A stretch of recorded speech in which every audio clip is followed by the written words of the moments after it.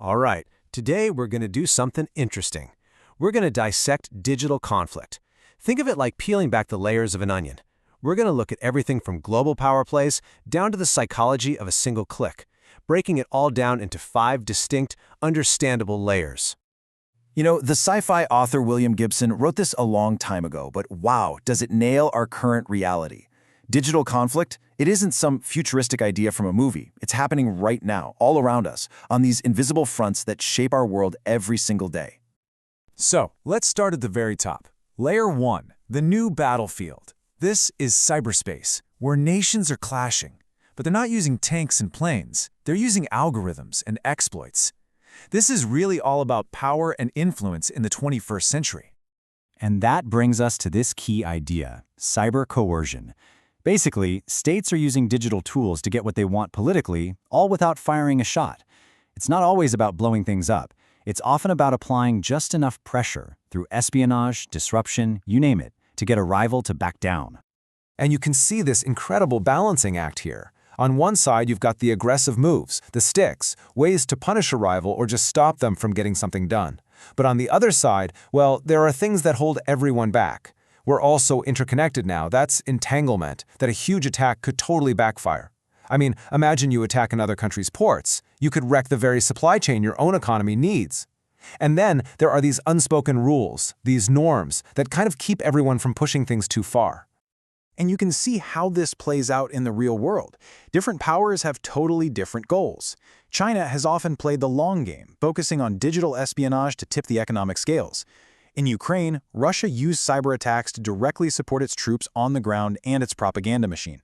And the US, well, it's used some really sophisticated counterintelligence, literally turning an enemy's hack back against them. So you've got 3 different powers, all with their own playbook, fighting on the exact same battlefield. Okay, so let's move down from the world of nation-states. It's time to descend into our second layer, the digital underworld. This is the massive, anonymous black market of the internet. Welcome to the dark web. It's this hidden corner of the internet, and its entire reason for being is anonymity. It uses layers of encryption to hide who you are and where you are, which, as you can imagine, makes it the perfect place for criminals to meet, plan, and do business. But here's the catch. That anonymity has a huge weakness. See, a lot of these illegal deals use cryptocurrencies like Bitcoin, and every single one of those transactions is recorded forever on a public ledger called the blockchain. So the criminal makes a deal. But then investigators can get on that public ledger and start connecting the dots. They become these digital bloodhounds, just following the money from one anonymous wallet to the next, until the criminal makes a mistake. They try to cash out into real-world money at an exchange, and that exchange knows exactly who they are. And we're talking about huge stakes here. This kind of blockchain tracing is exactly how they caught a corrupt DEA agent. He stole more than $200,000 in Bitcoin while he was investigating the Silk Road marketplace. He thought the money was untraceable, but it left a permanent digital trail that led investigators right to his front door.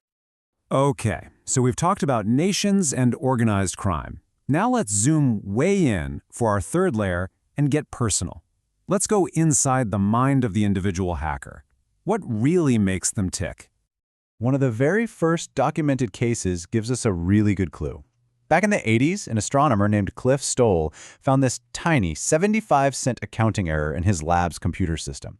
Most people would ignore it, right? Not him. He became obsessed, and that obsession led him on this wild, year-long chase, tracking a spy through a maze of global networks. It was this legendary cat-and-mouse game. See, for a lot of hackers, like the famous Kevin Mitnick, it was never really about the money. It was about the puzzle, the challenge, the curiosity. As he said himself, the thrill lay simply in knowing we had gained the power. It's about proving you're smart enough to get inside and take control of the machine.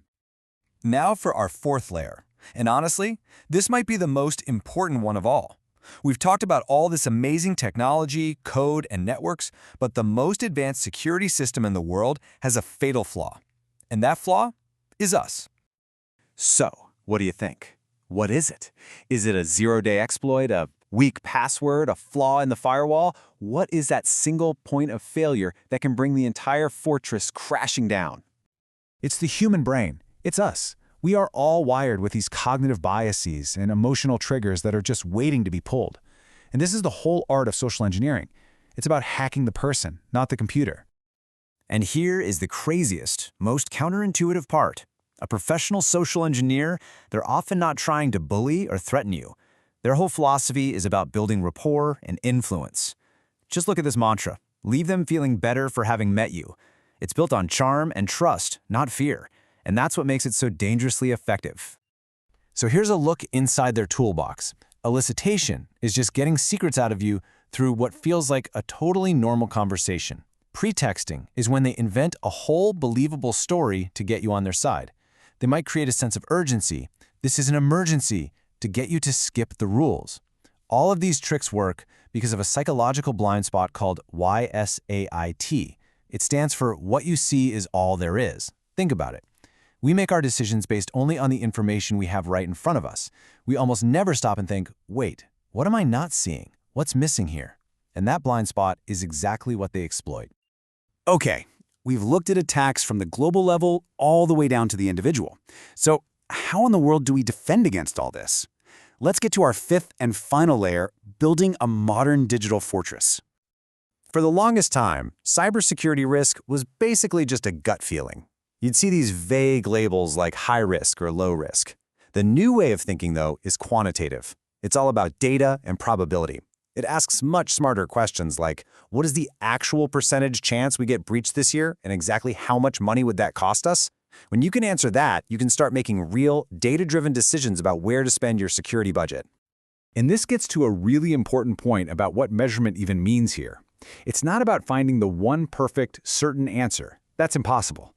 It's about using what you can observe to become less uncertain. Just moving from a complete shot in the dark to a more informed estimate is a massive victory because it leads to much, much better decisions. So, at the end of the day, this is the mission for any modern defender.